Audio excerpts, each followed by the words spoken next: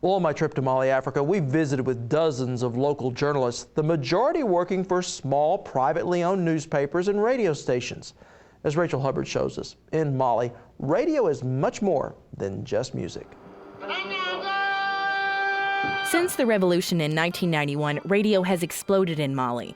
More than 200 independent stations now service the country, disseminating information on health, education, democracy, elections, and agriculture. When we work in the radio station, we feel like a center of the world. Most are rudimentary, powered with solar power and car batteries.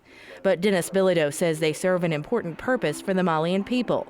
His organization, USAID, and some religious organizations are largely responsible for the expansion of radio into rural areas of the country. There's just no way for people to get access to information. Radio makes sense. It's low cost. We use a technology called the suitcase radio, which is about $5,000 or $6,000. We can set up a community radio station in a matter of days. And for most places where we do this, it's the first time ever that people have access to information. With an illiteracy rate nearing 70%, radio is the sole source of information for many. Modiba Doumbia and Sada Kamara work in Bankamana Village radio station. Neither has any kind of formal education, but they work to distribute practical information to local farmers. Our programs are based on the community's issues. We try to provide communities with information, which we have programs on, like children's rights, education, health issues, and also entertainment. The Malian media, including radio, is lively in part because of the country's protection of press freedoms. Article 4 of the Malian Constitution says that every person has the right of thought, of conscience, of religion, of cult, of opinion, and of expression with respect of law. That is in part why Freedom House has ranked the Malian media #1 in sub-Saharan Africa for the past 2 years.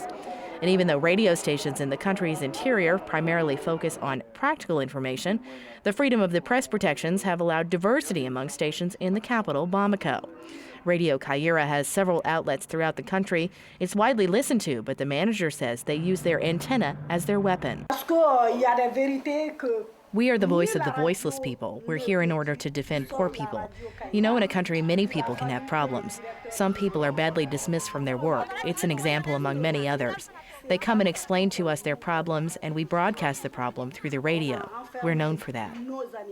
While some radio stations like Kaira may be described as extremist, with pictures of Saddam Hussein hanging on the wall, most continue to provide cultural information that in some cases has started a different sort of revolution. Culturally, Malian women are very reluctant to speak out about taboo subjects. But Bilodeau says radio listening clubs have provided a kind of anonymity that has allowed subjects including family planning and female genital mutilation to be discussed by common people. We did a survey a few years ago and wanted to know if people preferred entertainment or news on their radio station, and 92% said they need information. This is Africa. People have their own entertainment, they have their own bands, they have their own theatrical groups, but there was no way of knowing what was happening in the world, in the country, or even just 30 or 40 kilometers down the road. They just had no information at all. Even though Malians view their radio stations as a success in the growth of their democracy, stations continue to struggle with low revenue, leaving many who work in radio unpaid.